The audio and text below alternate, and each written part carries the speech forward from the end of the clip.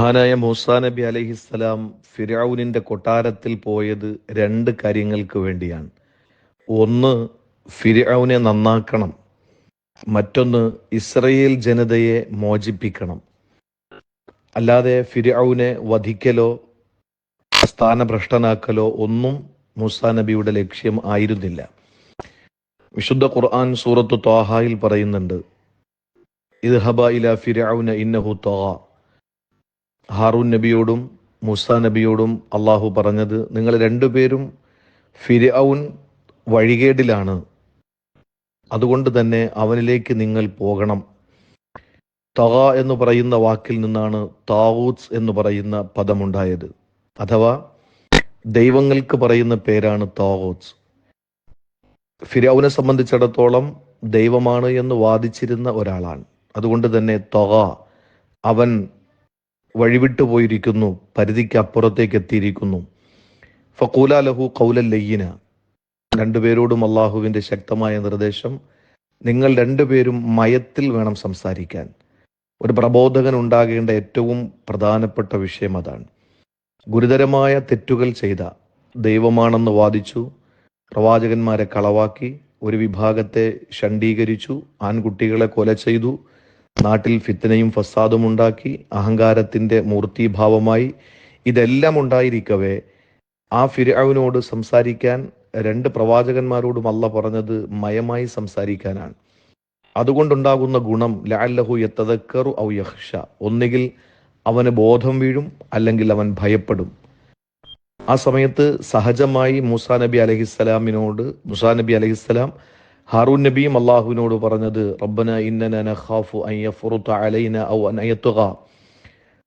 ഫിർഔൻ എന്തെങ്കിലും അവിവേകം കാണിച്ചു കഴിഞ്ഞാൽ, എന്തെങ്കിലും പരിധി വിട്ട് ഞങ്ങളെ ഉപദ്രവിച്ചു കഴിഞ്ഞാൽ എന്താ ഞങ്ങൾ ചെയ്യുക? അള്ളാഹ് പറഞ്ഞത്, ലാ തഖാഫ ഇന്നനി മഅകുമാ അസ്മഉ വ അറാ. നിങ്ങൾ പേടിക്കണ്ട, രണ്ടുപേരോടൊപ്പവും ഞാനുണ്ട്, കേൾക്കുകയും കാണുകയും ചെയ്തുകൊണ്ടിരിക്കുകയാണ്. ശേഷം അള്ളാഹു പറഞ്ഞൊരു വാക്കുണ്ട്, ഫഖൂല ഇന്ന റസൂല റബ്ബിക.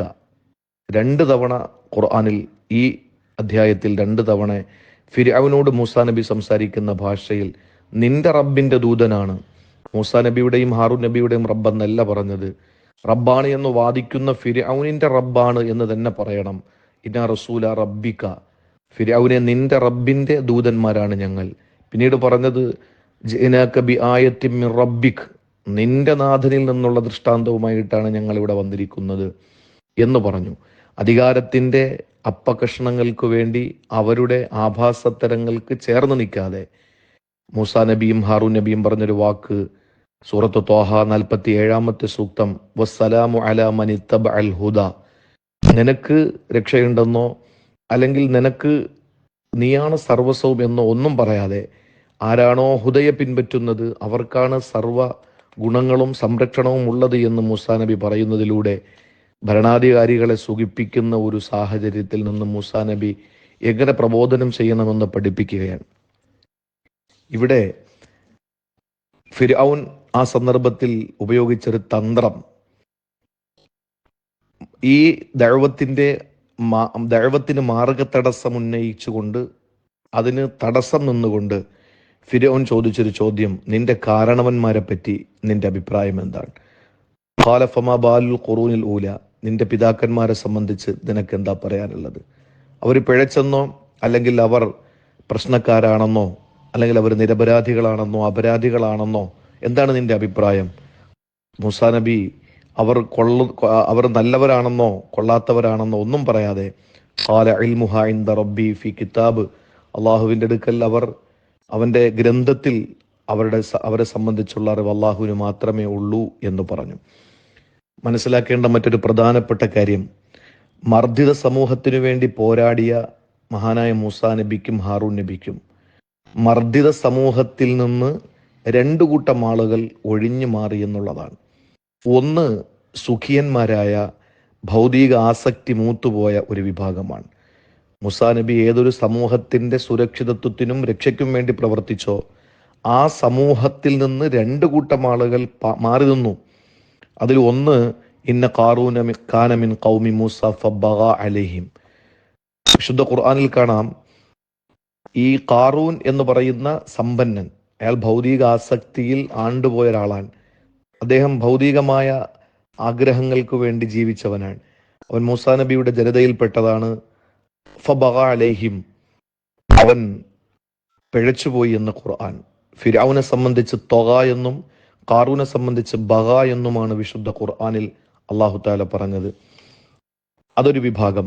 നമുക്കെപ്പോഴും അറിയാം, മർദ്ദിത സമൂഹത്തിൽ നിന്ന് സമ്പത്ത് ലക്ഷ്യമാക്കുന്നവർ, സമ്പത്തിന്റെ സുരക്ഷിതത്വം, EDA അല്ലെങ്കിൽ മറ്റ് സംവിധാനങ്ങളെയൊക്കെ പേടിക്കുന്നവർ എപ്പോഴും അവർ മർദ്ദിത സമൂഹത്തിൽ നിന്ന് മാറി മർദ്ദക സമൂഹത്തോടൊപ്പം ചേരുന്നൊരു സാഹചര്യമാണ്. ഇനി മറ്റൊരു വിഭാഗമുണ്ട്. ഫമാ ആമന ലിമൂസ ഇല്ലാ ദുരിയത്തും മിൻ ഖൗമിഹി അലാ ഖൗഫിൻ മിൻ ഫിർഔൻ വമലഇഹിം അൻ യഫ്തിനഹും. ഭയന്ന് വിറച്ചുകൊണ്ട് ഈ മർദ്ദകരിൽ നിന്ന് പീഡനങ്ങൾ വീണ്ടും പരമ്പരയായി ഉണ്ടാകുമെന്ന് ഭയപ്പെട്ടുകൊണ്ട് വിശ്വാസത്തിൽ നിന്ന് പിന്മാറുന്നൊരു സമൂഹം, അങ്ങനെ ഒരു വിഭാഗവും മൂസാ നബിയുടെ ജനതയിൽ ഉണ്ടായിരുന്നു.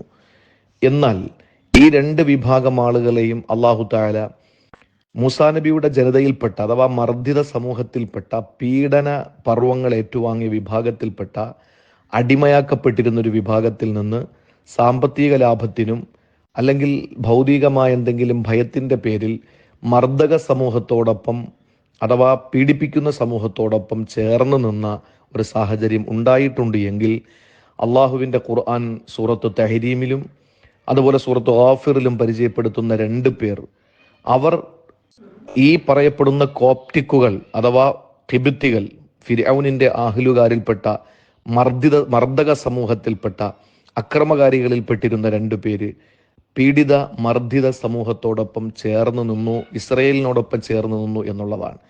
ഒന്ന്, വളറബല്ലാഹു മസലൻ ലില്ലദീന ആമനു ഇംറഅത ഫിർഔൻ, ഫിർഔനിന്റെ പ്രിയപ്പെട്ട ഭാര്യയായിരുന്നു ഒന്ന്.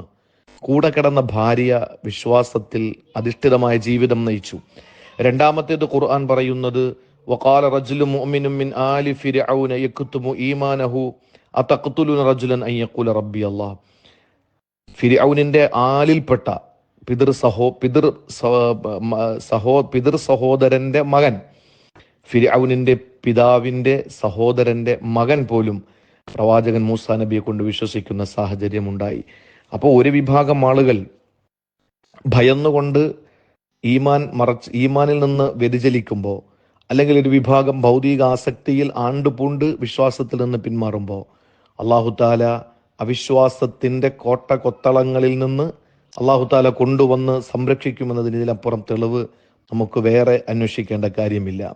അതുകൊണ്ട് ഈ ആസിയ ബീവി എന്ന ഫിർഔനിന്റെ ഭാര്യയും ഫിർഔനിന്റെ കുടുംബത്തിൽപ്പെട്ട വ്യക്തിയും ഇസ്ലാമിലേക്ക് അല്ലെങ്കിൽ മൂസാ നബിയുടെ തൗഹീദിന്റെ കൊടക്കീഴിൽ വരാനുള്ള കാരണം മൂസാ നബിയും ഹാറൂൻ നബിയുടെ സംസാര ശൈലിയാണ്.